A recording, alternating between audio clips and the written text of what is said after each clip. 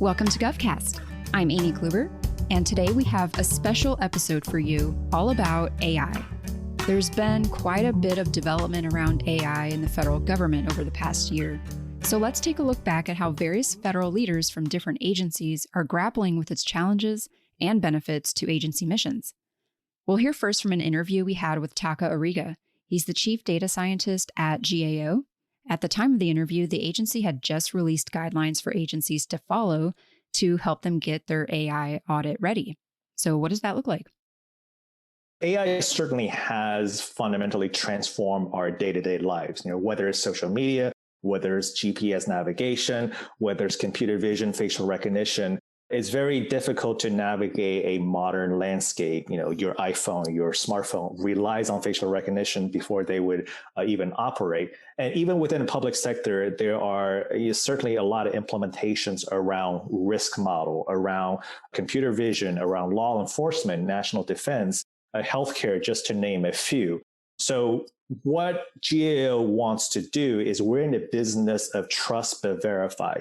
But what we were seeing were a lot of conversation that essentially talks about high-level aspiration on how AI should not be biased, how AI should be transparent, and how AI should have a human-centered approach, which from our perspective, very laudable ideals, but doesn't really mean much to the day-to-day data science. Like, how do we actually put those principles down to practices and questions that program managers and software developer and data scientists can apply?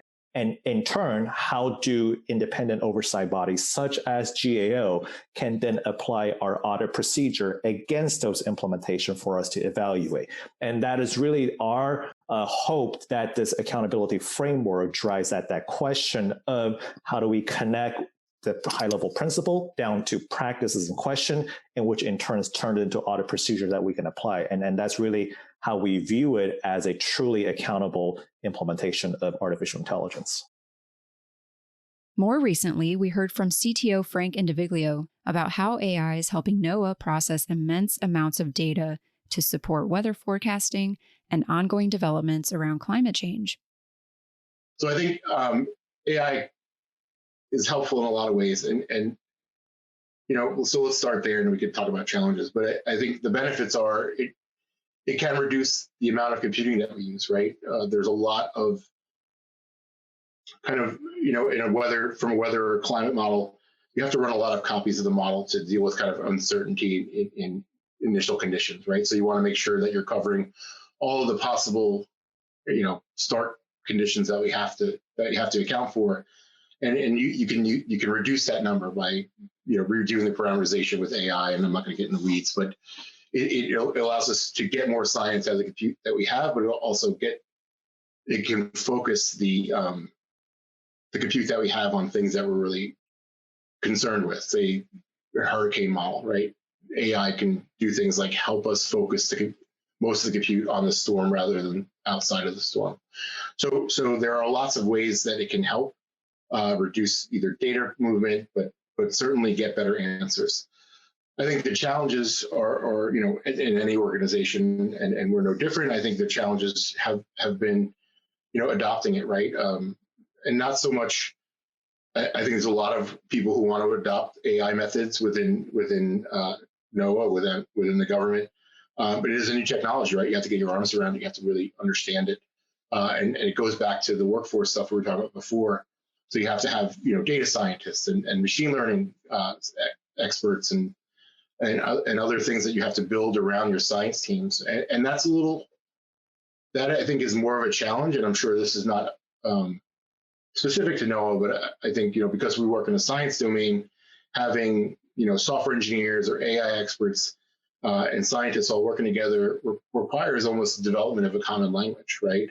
And that requires training right? So having those kinds of programs there to bring those folks together and kind of start working towards that shared language and really moving everybody forward together, I think that's the real win there. But I think it's also a challenge, right? You have to develop your workforce so you can get to a place where you can really rapidly adopt these things, make them usable, so that you can go through your normal scientific process to make sure that they're usable people trust them, right? There's a lot of trust in the weather, right? Everybody's got to understand what the answer is and why we got there, right? And that's part of it, right? So the analysis has to happen, and getting those people together is important. We also heard from EEOC Commissioner Keith Sonderling about how agencies and businesses should think about AI in hiring decisions, as well as the associated technologies to help make the workplace fair. Whether you're aware of it or not, and I think most people are not aware of it, but, AI in HR has been around for some years. And the reason I'm talking about AI and the reason the EEOC is looking at AI and the government as a whole is looking at AI in different uses is that employers are already using it to make decisions about people's employment. So AI writes job descriptions, it screens resumes, it chats with applicants, it conducts job interviews. In some cases, it predicts if an employee will accept an offer and for how much. There's other software out there that predicts how that employee will interact with their new coworkers. It identifies employees' current skills and potential skills. There's AI that tracks productivity. There's AI that assesses sentiment. So are my employees happy every day? Are they going to leave? There's AI who picks who's going to get promotions, new jobs, do performance reviews, and there's even AI out there that will tell you you're fired if you don't meet performance reviews. So That's not my forward-looking prediction. For each and every one of these tasks I just mentioned, you can find a commercially available product where vendors are willing to sell to company right now. And obviously the pandemic has increased the speed of these developments. So because it's happened so fast, because it's used on a mass scale, there was really no guidance, no best practices, no general awareness of the potential legal ramifications or significant enforcement yet. So my raising awareness was saying, this is the future. This is the future of HR. Everyone is going to be subject to this technology. How do we do it in a way where we can provide different stakeholders guidance based upon our long-standing laws? So, now we're dealing with technology vendors who need to learn the EEO laws. We need to deal with companies who are now implementing these tools to help their workforce, to make their workforce more efficient, to make their workforce more diverse. And they're the ones with the ultimate liability here. So how do they implement these programs in accordance with civil rights law? And most importantly, the employees who are going to be subject to this technology. How do we make sure that they know that and that the rights that they're afforded in the workplace also apply equally here? So that's sort of been why it's been so important for us to dive in there. It's out there, it's happening, and we need to make sure that it's deployed in accordance with the civil rights laws. As part of a mini-series we had on ethical AI, NIST's Elham Tabassi from the Information Technology Laboratory discussed the agency's new framework for AI's responsible use and technology. The discussions about what makes an AI system trustworthy and responsible is ongoing through the development of the AI RMF, NIST, through the open, transparent, collaborative process that it launched. We agreed with the community. The community agreed on trustworthy AI include valid and reliable, secure and resilient, safe, privacy enhanced, interpretable and explainable, transparent and accountable, and the harmful bias is managed. The AI RMF also provides some sort of a description around these 7 components, and through the 4 functions of map, measure, manage, and govern, tries to provide guidance on how to identify these type of characteristics within the context of use, how to measure them, and based on the information from the map and measure, come up with processes and mechanisms to manage those risks.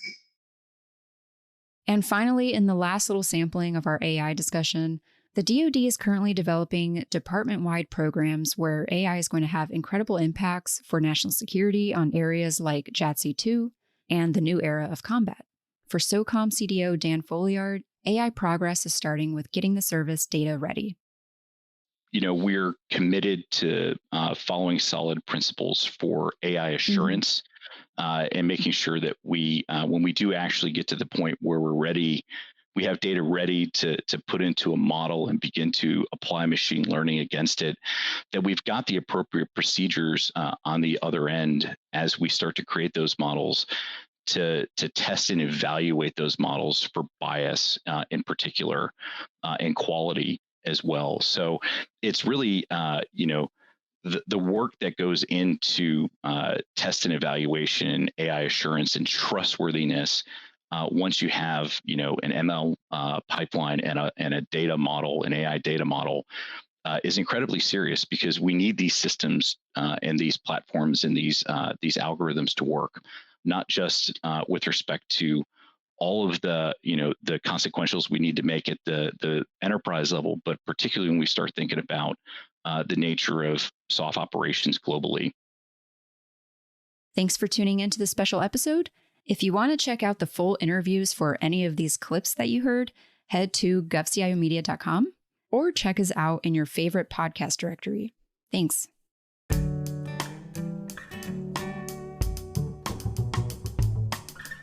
GovCast, along with HealthCast and Cybercast, is a production of GovCIO Media and Research. For more podcasts and to check out the other shows, head to govciomedia.com. Watch out for new episodes released every Tuesday and Wednesday across our shows. You can follow all of them on your favorite podcast platform. And if you like what you heard, make sure to let us know by leaving a review. And if you have any topics you think we should look into, contact us at newsletter@govcio.com.